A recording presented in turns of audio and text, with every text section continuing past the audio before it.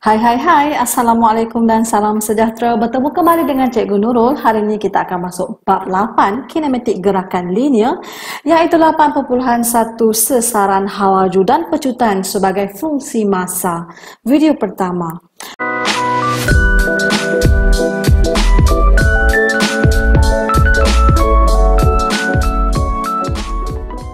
Okey, murid-murid, semuanya kita bergantung ataupun kita berdasarkan buku teks. Okey, pada masa yang sama kamu menonton video cikgu. Okey, bukalah buku teks pada muka surat 252. Okey, kita akan masuk bahagian yang pertama iaitu sesaran. Okey, sesaran. Okey, contoh, kamu tengok gambar rajah yang seperti yang cikgu tunjuk ni. Okey, bayangkanlah ini adalah Cikgu Nurul. Okey, Cikgu Nurul, okey, di sini ada yang kamu nampak adalah titik O. Okey, titik O ni kita boleh panggil dia adalah titik tetap, ya. Titik tetap. Okey, jadi apa itu sesaran? Okey, contohnya, kalaulah Cikgu Nurul, okey, berada di titik tetap O dan bergerak ke kanan. Okey, apabila ia bergerak ke kanan, bermaksud sesaran. Okey, sesaran adalah 3. Okey, sesaran adalah 3. Itu cikgu punya sesaran, 3 meter. Okey, ini kalau cikgu bergerak ke kanan. Okey, kalau ini akan bergerak ke kanan. Okey, apa akan berlaku kalau cikgu bergerak ke kiri? Okey, pada negatif 1 ni. Maksudnya sesaran cikgu adalah sesaran sama dengan negatif 1 meter. Ini kalau cikgu gerak ke kiri. Okey, sesaran ni nak menunjukkan arah pergerakan kita, okey, daripada titik tetap O tu. Maksudnya kalau positif kita ke kanan. Kita berada di kanan titik O, titik tetap. Kalau nilai kita negatif, okey, berarti kita berada di sebelah kiri titik tetap O. Okey, itu adalah sesaran. Okey, sesaran ni, okey, yang ada arah. Okey, kalaulah tiba-tiba soalannya nak jarak. Jarak. Okey, jarak cikgu. Jarak kalau ke kanan. Okey, jarak kalau ke kiri. Kalau jarak tetap 3 meter. Okey, okey. Okey, kalaulah ke kiri, jarak tetap 1 meter tetapi tak ada negatif. Okey, ingat jarak tidak ada negatif, jarak positif sahaja. Sesaran sahaja yang ada negatif menunjukkan ia berada di kiri titik tetap O. Itu perbezaannya sesaran dan jarak. Okey, murid-murid, kita seterusnya. Okey, cikgu padam. Okey, secara amnya, jika O ialah satu titik tetap dan gerakan satu darah ke kanan ialah positif, di sini kita dapat membuat kesimpulan, ya, di mana sesaran negatif S lebih kecil daripada kosong menunjukkan zarah berada di sebelah kiri titik O. Okey, sesaran sifar menunjukkan zarah berada di titik O. Maksudnya cikgu berada di sini, titik O. Dan sekiranya sesaran kita positif iaitu S lebih besar daripada kosong, ini menunjukkan zarah berada di sebelah kanan titik O. Okey, begitu, simple sahaja berkaitan dengan sesaran. Jom kita tengok contoh soalan yang melibatkan sesaran. Okey, suatu zarah bergerak di sepanjang satu garis lurus dan melalui titik tetap O. Okey, sesaran S meter pada titik T saat selepas zarah mula bergerak diberi S sama dengan 4 tambah 8T tolak T kuasa 2. Okey, ini adalah rumus untuk sesaran lah. Hitung sesaran seketika dalam meter. Okey, dan tentukan kedudukan zarah itu dari titik tetap O. Okey, dia nak tahu kedudukan. Mula-mula dia suruh cari sesaran. Ini yang pertama. Dan yang kedua, tentukan kedudukan zarah itu dari titik tetap O apabila T sama dengan kosong. Okey, ini simple sahaja ya murid-murid. Kita dah ada persamaan di mana sesaran itu sama dengan 4 tambah 8T tolak T kuasa 2. Okey, dia nak sesaran pada T sama dengan kosong. Ini bermaksud bila T sama dengan kosong, kita akan dapat sesaran, gantikan T kita tu dengan kosong macam ni. Kamu bracket kan? Macam ni, jadi kita akan dapat S kita 4. Okey, 4 murid-murid. 4 tu bermaksudnya positif. Okey, positif. Bermaksud di sini zarah itu berada, okey, zarah itu berada di 4 meter ke kanan, lah sebab dia positif, dari titik tetap O. Begitu. Okey, ini untuk contoh soalan A. Okey, kita tengok soalan B. Okey, kita nak tentukan sasaran apabila T sama dengan 10. Jadi kita gantikan sahaja di mana S sama dengan 4 tambah 8, T kita 10. Okey, ganti sahaja. Jadi kita akan dapat 4 tambah 80 tolak 100. Jadi kat sini kita akan dapat negatif 16. Jadi ingat bila sasaran kita bernilai negatif bermaksud ia berada berada 16 meter ke kiri. Sebab dia negatif, ke kiri dari titik tetap O. Okey, apabila T sama dengan 10. Jadi kat sini murid-murid, kamu boleh tahu kan, boleh tahu untuk membezakan sama ada zarah kita berada di sebelah kiri atau kanan bergantung kepada kita punya tanda positif atau negatif. Jadi kesimpulannya kalau positif ke kanan. Okey, kalau negatif maksudnya berada ke kiri dari titik tetap O. Okey, jom kita tengok contoh yang seterusnya. Okey, contoh yang kedua. Okey, suatu zarah bergerak di sepanjang satu garis lurus dari titik O. Okey, titik tetap O. Sasaran S meter zarah itu pada T saat selepas melalui titik O diberi oleh S sama dengan 4T tolak T kuasa 2. Okey, untuk T berada di antara 0 hingga 5. Okey, dia dah bagi julat dekat situ. Okey, wakilkan sasaran bagi zarah itu dengan menggunakan garis nombor. Okey, untuk membuat garis nombor ni kebiasaannya cikgu cari dulu apakah sasaran apabila T kita 0, 1, 2, 3, 4, 5. Okey, sebagai contoh di sini Okey, cikgu buat jadual dulu. Okey, masa kita ada 0 hingga 5. Jadi 0, 1, 2, 3, 4, 5. Jadi cikgu cari satu persatu lah menggunakan rumus ini tadi, di mana S sama dengan 4 bila T kita 0, 0 kuasa 2. Jadi kita akan dapat 0 lah. Macam tu 0. Jadi apa lagi? Okey, kalaulah lepas tu cikgu padam dulu. Okey, lepas tu kita cari pula apabila T kita sama dengan 1. Jadi S sama dengan 4, sini 1 tolak 1 kuasa 2.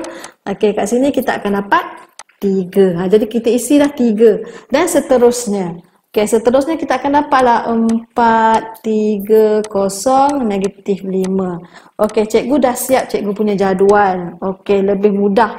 Okey, bila kita dah buat jadual, baru senang kita nak buat garis nombor. Okey, garis nombor. Macam mana kita nak buat garis nombor ni? Okey. Okey, mudah saja. Sekarang sasaran. Okey, sasaran kita ada. Sekejap ya. Okey, kita ada sasaran. Okey, jadi cikgu buat garis nombor untuk sasaran lebih mudah. Okey, cikgu buat garis nombor untuk sasaran. Okey, ada bengkok pula. Cikgu buat garis nombor untuk sasaran. Begini. Jadi sini adalah sasaran cikgu adalah meter. Jadi kita di sini. Okey, cikgu buat titik tetap. Kita ada negatif dan positif. Bila ada negatif dan positif berarti kita ada titik tetap O lah. Kat sini cikgu letak titik tetap O. Jadi, okey, cikgu selesaikan. Okey, jadi yang berulang, contohnya 3 dengan 3. Yang berulang kita tulis satu saja. Tulis satu saja. Lepas 3, 4. Okey. Lepas tu 0, tetap 0 lah. Okey. Okey, lepas tu negatif 5, cikgu letak kat sebelah kiri lah. Dia berada di sebelah kiri titik tetap. Okey, murid-murid. Jadi di sini kan? Okey, jadi di sini kita boleh tahu di mana. Okey, cikgu pakai pen warna biru pula. Okey, bila 0 ni, bila 0, T sama dengan 0 di sini. Okey, 3 pula. Okey, bila 3 di sini, okey, bila T masa kita 1. T masa kita 1 kita dapat 3. Okey, T masa kita 2. Okey, masa kita 2 saat kita dapat 4. Okey, lepas itu T sama dengan 3. Okey, saya buat kat bawah pula. T bila sama dengan 3 saat kita dapat 3 sasaran kita. Lepas tu kat sini je kosong balik. T sama dengan 4 dan ini adalah T sama dengan 5 saat. Jadi murid-murid, pergerakan dia cikgu buat warna merah supaya kamu lebih nampak. Dia bermula di sini. Okey, dia bergerak okey, sampai di 4 ni tapi dia patah balik. Dia patah balik ke sana. Cikgu buat putus-putus dan stop pada 5. Jadi dia bergeraklah. Pergerakan dia begini. Daripada T0 sampai T1. Jadi murid-murid, macam inilah contoh kalau kita nak buat garis nombor. Okey, berdasarkan sesaran dan masa. Okey. Okey, jadi jom kita tengok soalan B. Okey, kita nak buat graf sesaran masa pula. Okey, untuk graf sesaran masa, kita tengoklah untuk graf sesaran masa ini sebenarnya kuadratik. S sama dengan 4T tolak T kuasa 2, kuadratik. Okey, kuadratik. Tapi cikgu susun dulu A dekat depan, negatif T kuasa 2 tambah 4T. Okey, di sini sebenarnya A kita negatif. Okey, A kita negatif. Cikgu highlight kat sini A kita negatif. Okey, bila A kita negatif bermaksud kita punya kita punya graf masam, bentuk masam. Okey, jadi cikgu buat dulu macam ini. Okey, cikgu buat dulu. Okey, cikgu buat dulu kita punya paksi. Kita ada 0 hingga 5. Jadi 1, 2, 3, 4, 5. Sini 0. Okey, sini kita punya sesaran. Okey, meter. Okey, ini kita punya time ataupun masa kita, iaitu saat. Okey, murid-murid. Jadi kat sini kita nak tahu kita punya persilangan Y. Persilangan X kita. Kita cari dulu persilangan X. Okey, nak cari persilangan X. Okey, Y yang kosong. Y tu S lah. Jadi S sama dengan kosong. Jadi kita dapat negatif T kuasa 2 tambah 4T sama dengan kosong. Cikgu positifkan dahulu. T kuasa 2 tolak 4T sama dengan kosong. Jadi bagaimana kita nak faktor T tolak 4 sama dengan kosong. Di mana T sama dengan kosong, T sama dengan 4. Okey, murid-murid, bermaksud okey, di sini kita punya titik persilangan 0 dan 4. Macam itu ya. Okey, macam itu. Jadi barulah kita boleh buatlah kita punya persilangan kita tadi. Kita 0, 0, 1, 3. Kita agak-agak lah 1, 3 kat mana tadi? Ni 1, 3. Cikgu agakkan 3 sini. 2 paling tinggi 4. Okey, 3, 3 balik. Jadi kat sini kita tak 3 Sini kita tak 4. Okey, lepas itu turun balik. Okey, 4 dan 5 pergi ke bawah, negatif 5 sini. Macam ni lah agaknya lah. Agaran lah. Okey, kita punya graf. Tak cantik sikit cikgu punya. Okey. Inilah contoh kita punya graf. Okey. Graf sesaran melawan masa. Okey. Semuanya bergantung kepada jadual yang kita buat ni. Okey, bila kita dah ada jadual ni, mudah kita nak buat garis nombor ataupun graf sesaran masa. Okey, kita tengok yang seterusnya. Okey, kita fokus kepada hal laju pula. Okey, hal laju ialah kadar perubahan sesaran terhadap masa. Okey, kadar sesaran terhadap masa. Okey, manakala laju ialah kadar perubahan jarak terhadap masa. Ini berbeza. Hal laju fokus kepada sesaran per masa.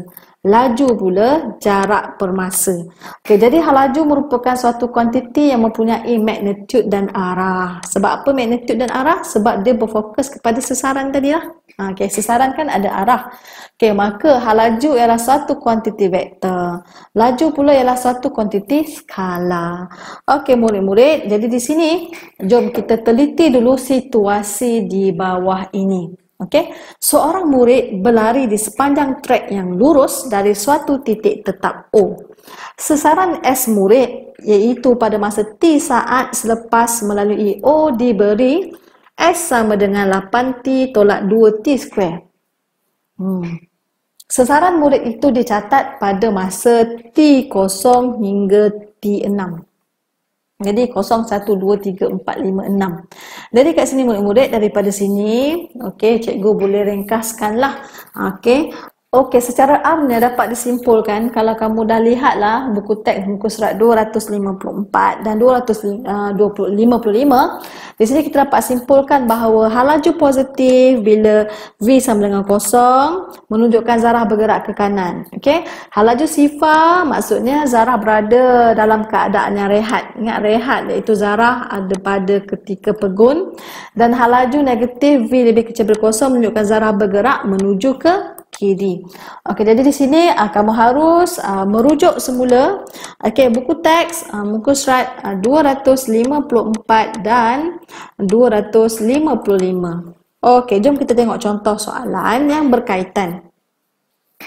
Okey, contoh 3. Suatu zarah bergerak di sepanjang satu garis lurus dan melalui satu titik tetap O. Hal laju dalam meter per saat zarah itu pada T saat selepas melalui titik O diberi oleh V sama dengan, alamak cikgu terpadam pula sekejap.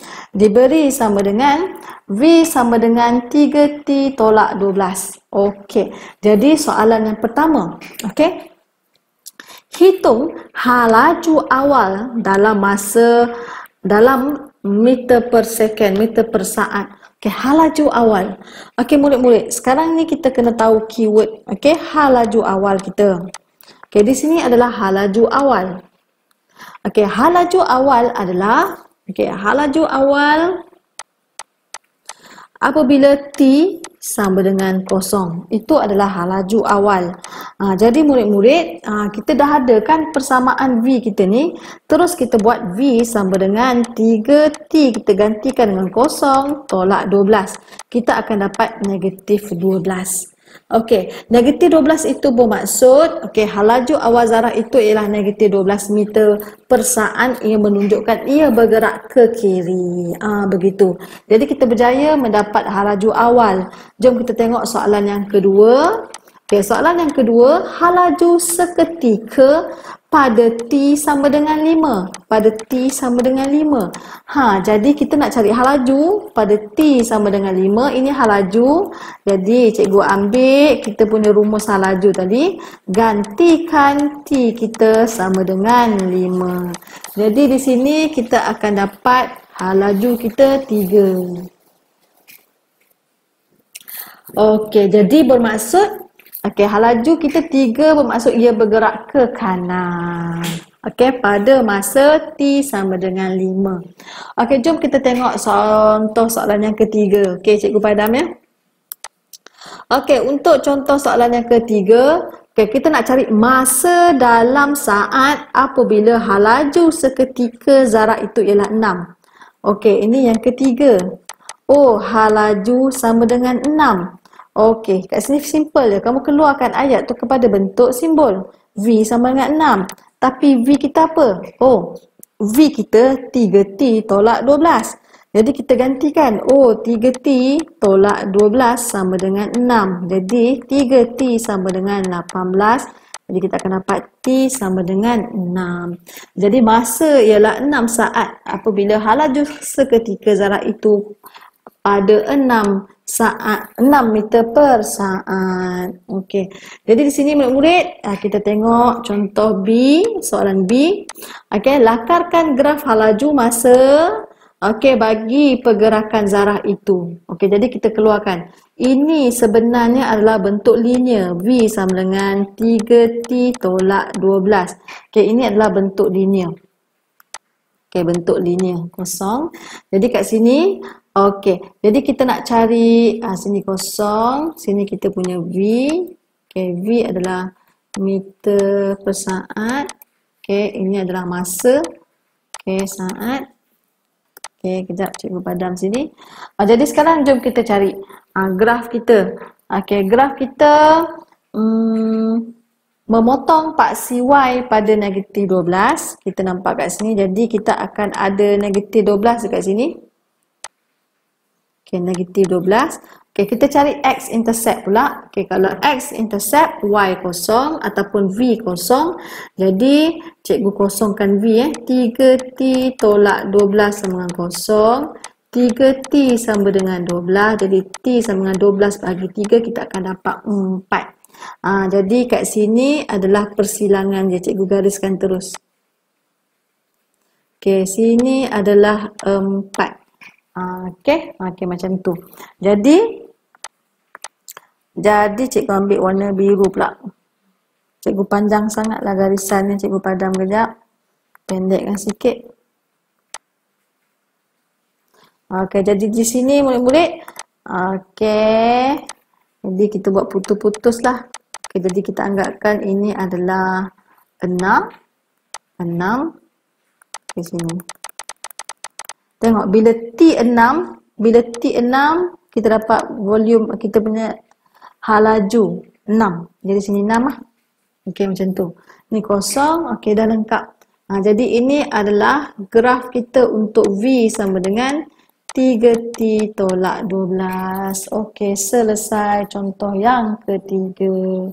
Okey, jom kita tengok yang seterusnya. Pecutan. Okey, murid-murid, pecutan pula. Okey, ini kita berdasarkan buku teks muka surat 256. Okey, pecutan iaitu simbolnya A bagi suatu jarak yang bergerak pada satu garis lurus. Ialah kadar perubahan hal laju terhadap masa. Maka fungsi pecutan A ialah suatu fungsi masa. Okey. Jadi kat sini dia merupakan kuantiti vektor. Okey, yang mempunyai magnitud dan arah. Jadi kat sini kamu kena tahulah kita ada satu jenis iaitu pecutan malar. Apa itu pecutan malar? Kadar perubahan hal laju terhadap masa bagi suatu objek yang bergerak adalah sama pada sebarang seketika. Jadi kesimpulannya, kalau pecutan tak malar, dia terbaliklah. Kadar perubahan hal laju terhadap masa bagi suatu objek yang bergerak adalah berbeza pada sebarang ketika. Dan seterusnya, pecutan seketika, pecutan pada masa yang tertentu, di mana boleh dikira dengan mencari kecerunan tangent kepada graf hal laju masa pada masa tertentu. Jadi kalau kamu merujuk buku teks muka surat 256 dan 257, jadi buku teks 256 dan 257, kita dapat membuat kesimpulan lah. Di mana berdasarkan contoh yang diberi. Berdasarkan contoh yang diberi, kita bagi contoh dulu. Seorang wanita berenang gaya bebas di sepanjang lorong kolam renang yang lurus. Hal laju wanita itu berenang pada T saat dari blok permulaan kosong diberi oleh V. Dan dicatat. T1 sampai T5. Jadi kat sini murid-murid, inilah contoh graf hal laju masa yang kita berjaya dapat. Dan daripada graf hal laju masa ni kita dapat buat kesimpulan. Di mana saya ambil highlight kejap.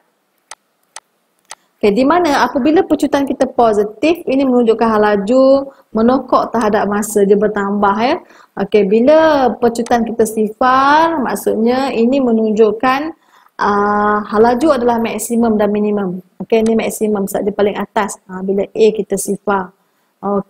Jadi di sini bila pecutan kita negatif, A lebih kecil daripada kosong, maksudnya hal laju zarah menyusut terhadap masa.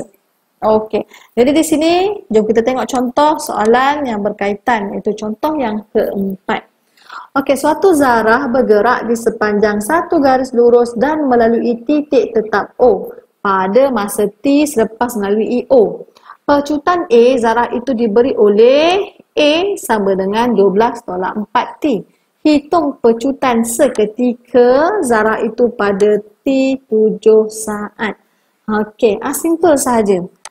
Tak susah pun. Dia dah bagikan kita punya pecutan. Pecutan sama dengan 12 tolak 4T Dia dah bagi zarah itu pada masa 7 saat, bermaksud T sama dengan 7. Kita hanya menggantikan 7. Macam tu. Okey, jadi kita akan dapat negatif 16. Okey, negatif 16 ni bermaksud, tanda negatif ini bermaksud nilai pecutan menunjukkan bahawa zarah mengalami nyah pecutan. Okey, dia mengalami nyah pecutan. Okey, semakin berkurangan. Okey. Okey, itu adalah contoh nombor 4. Okey, kita tengok contoh yang terakhir ya. Okey, menentukan jumlah jarak yang dilalui oleh suatu zarah dalam suatu tempoh masa tertentu. Okey, berdasarkan soalan, okey, suatu zarah bergerak di sepanjang satu garis lurus titik tetap. Okey, zarah itu pada masa T saat selepas melalui O diberi, okey, ini kita punya rumus sesaran S sama dengan T kuasa 2 tolak 6T. Cari jumlah jarak dalam M yang dilalui oleh zarah itu pada 7 saat yang pertama. Okey, 7 saat yang pertama ni murid-murid, okey, dia berbeza. Sebelum ni kamu cari macam ni. Pada saat ke-7, pada saat ke-7 T sama dengan 7, saat yang ketiga T sama dengan 3. Tetapi sekarang 7 saat yang pertama. Okey, 7 saat pertama tu bermaksud daripada bermulanya ia bergerak daripada kosong, daripada T sama dengan kosong hinggalah T sama dengan 7. Jadi kita nak cari dia punya jarak. Okey, jadi di sini yang paling mudah kita nak buat adalah, kalau cikgu suka dulu melukis, kita punya buat jadual lah. Okay, buat jadual masa. Okey, kita ada masa 7 saat, bererti bermula daripada kosong. Jadi cikgu isi 0, 1, 2, 3, 4, 5, 6, 7. Okey, jadi seperti biasalah kita nak cari sesaran. Cikgu tunjuklah dulu kita punya rumus. Okey, bila T sama dengan 0, kita masuk kosong lah.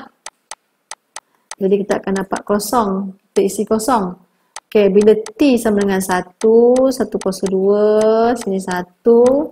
Jadi sini kita akan dapat berapa di sini? Negatif 5.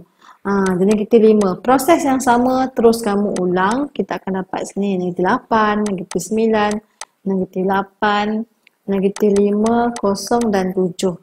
Okey. Okey, jadi di sini untuk lebih mudah nak mengira jarak untuk 7 saat yang pertama, cikgu suka melukis garis nombor. Okay, cikgu buat garis nombor. Jadi dekat sini ada nombor negatif dan positif, bermaksud adalah kosong di sini. Okey, fix kita punya. Okey, jadi dekat sini cikgu tengok sesaran ni, sesaran. Jadi kita ada 7, positif 7 kat sini. Okey, lepas tu dekat sini negatif 5. Yang dah sama tak perlu tulis, yang berulang tak payah tulis, tulis satu lah. Negatif 5, negatif 8, negatif 9. Begitu. Jadi kat sini kita boleh tulislah masanya pula. Cikgu ambil warna biru.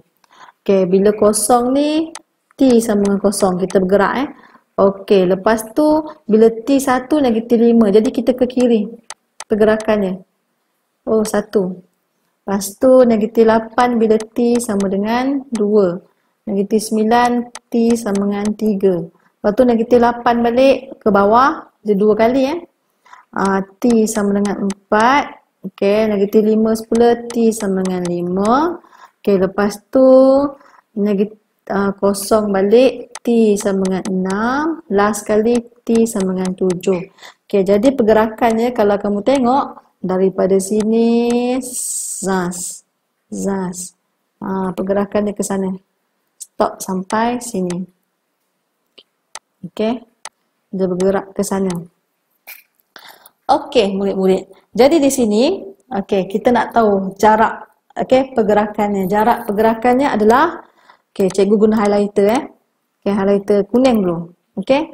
Daripada 0 ke 9, yang kuning sini, zas. Okey. Lepas itu, cikgu guna pula